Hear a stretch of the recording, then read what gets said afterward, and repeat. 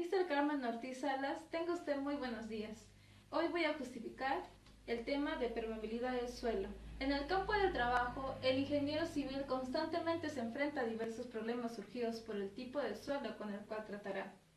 El suelo es lo que soportará el peso de una estructura, y si éste no cumple con ese objetivo, la estructura sufrirá problemas de agrietamientos, hundimientos y otros que también dañarán la obra realizada.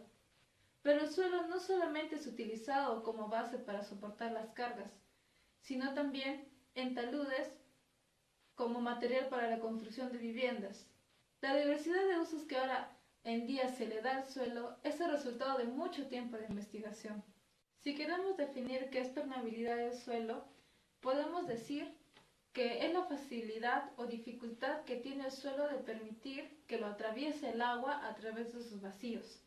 Esto permite clasificar a los suelos en suelos permeables y suelos impermeables. Tratándose de suelos, se dice que estos son permeables cuando tienen la propiedad de permitir el paso del agua a través de sus vacíos o poros. Debemos de tener en cuenta que no todos los suelos tienen la misma permeabilidad. Se llama impermeables aquellos suelos en los cuales la cantidad de escurrimiento del agua es pequeña y lenta.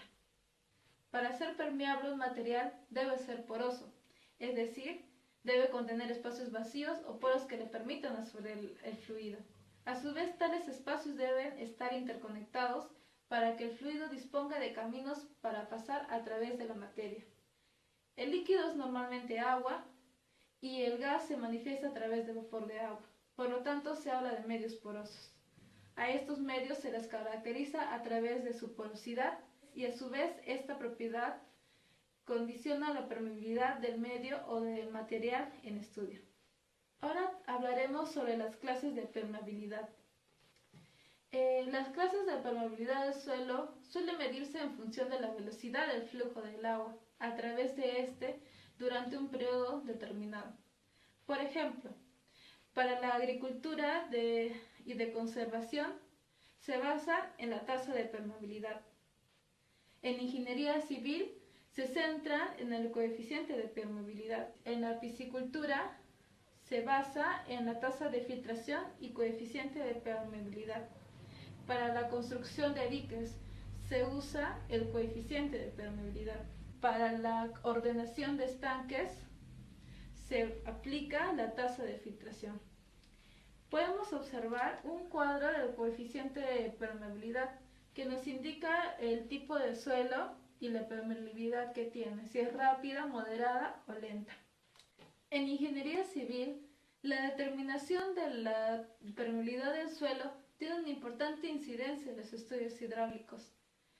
La permeabilidad del suelo suele aumentar por la existencia de fallas, grietas, juntas y otros defectos estructurales. Está de más discutir el papel fundamental que lleva a cabo el suelo en cualquier tipo de construcción. Es por eso que se han desarrollado métodos para determinar sus propiedades y la mejor manera en que se le puede sacar el mayor provecho a estos. Los más importantes que intervienen en la permeabilidad del suelo son la relación de vacíos, la estructura y estratificación del suelo, el tamaño de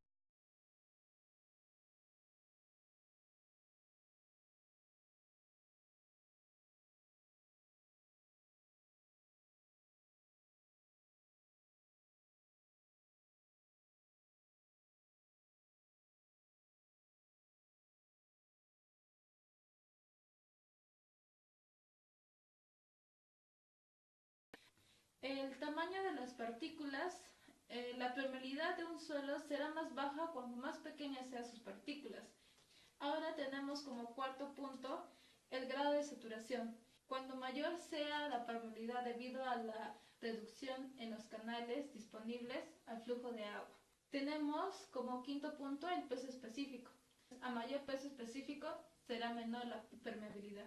El coeficiente de permeabilidad de un suelo es un dato cuya determinación correcta es de fundamental importancia para la información del criterio del proyectista en algunos problemas de suelos y en algunos problemas de mecánica de suelos. Hay varios procedimientos para la determinación de la permeabilidad del suelo. Unos que son métodos directos, así llamados porque se basan en pruebas cuyo objetivo fundamental es la medición del coeficiente, y otros que son los métodos indirectos, proporcionados en forma secundaria por pruebas y técnicas que primariamente persiguen otros fines. Y por último, métodos de terreno, que permiten identificar la conductividad hidráulica del suelo en forma directa. Los métodos directos tenemos el de la carga constante, el de la carga variable y la prueba directa al de los suelos en el lugar. Entre los métodos indirectos tenemos el cálculo a partir de la curva granulométrica, el cálculo a partir de la prueba de consolidación, el cálculo con la prueba horizontal al de la capilaridad. Y entre los métodos de terreno tenemos el de infiltración estándar, pruebas de agotamiento y recuperación y la prueba de infiltración. Vamos a explicar algunos métodos. El método directo es el de la carga constante. El método de la carga constante sigue un procedimiento. Primero elegimos el estrato con el que vamos a trabajar y extraemos la muestra de los castalillos. Luego adherimos dicha muestra con el permeámetro, tubo de 2 pulgadas de diámetro, con ayuda de un cucharón metálico. Para la manguera principal del permeámetro, comenzaremos a vaciar el agua y este volumen deberá ser constante con ayuda de un embudo. A pasar el caudal por las mangueras secundarias, se espera unos minutos a que sus alturas correspondientes sean constantes. Para finalizar, tomaremos los datos de volumen y tiempo para poder hallar el caudal que pasó a través del permeámetro de carga constante, con ayuda del recipiente con medidas conocidas y el cronómetro. Es el de la prueba directa de los suelos en el lugar. Este método también sigue un procedimiento.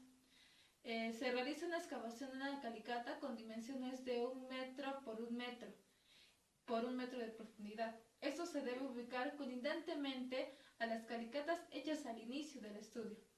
Luego procedemos a hacer un hoyo en la base de la calicata de 30 centímetros de profundidad, limpiando posteriormente alrededor del hoyo.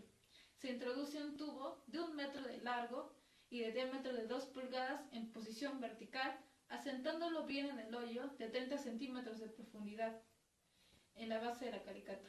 Posteriormente se llena el tubo de agua y por espacios de 2 horas más o menos esperar que el suelo se sature alrededor del extremo inferior del tubo. Pasadas las 2 horas, se inicia llenando el tubo completamente y tomando el tiempo en que desciende el agua en espacios determinados del tiempo. Se verifica introduciendo una vara de madera y constatando que el agua haya filtrado completamente. El factor K se calcula según la fórmula K es igual a Q sobre 5,5 por R por H por T, donde K está en centímetros cúbicos y es los centímetros cúbicos de agua puesta en cada intervalo. R es el radio interior del tubo en centímetros, H es la altura del agua en el tubo de 100 centímetros y T es el intervalo de observación en segundos. Este es un cuadro por ejemplo, se ha estado ahí desde las 10:30 de la mañana hasta las 19:30 de la tarde. El primer llenado del tubo, el tiempo de saturación, el tiempo transcurrido en segundos, los centímetros a lo cual ha estado, los centímetros cúbicos y la diferencia entre las alturas. Aplicando la fórmula tenemos el coeficiente de permeabilidad. Tenemos entre los métodos indirectos el primer método, que es el cálculo a partir de la curva granulométrica. Este método se basa en la gráfica de la curva granulométrica, basándose en la fórmula clásica de Allen-Hansen. Este método nos dice que K es igual a C por D10 al cuadrado. Sus unidades son centímetros sobre segundo, donde K es el coeficiente de permeabilidad buscado, D10 es el diámetro efectivo de 10 y C es la constante. Aquí tenemos otro ejemplo.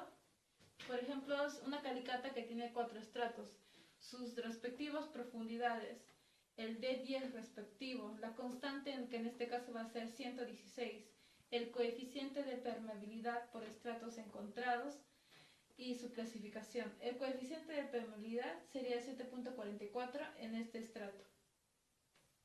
Gracias.